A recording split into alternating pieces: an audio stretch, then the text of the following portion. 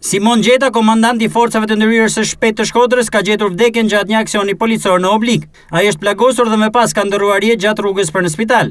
Rreth orës 19 të së shtunës ka mbetur i plagosur shtetasi 21 vjeçar Besar Sherbela, i cili menjëherë është dërguar në spital ku ndodhet në gjendje kritike për jetën.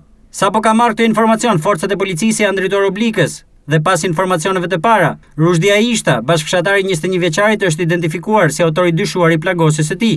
Pasi është lokalizuar vendodhat e dyshuarit uniformat blu, kanë bërë rrethimin e zonës duke i kërkuar atij të dorëzohet. I dyshuari Aishta ka qenë armatosur dhe ka qëndruar në drejtim të uniformave blu.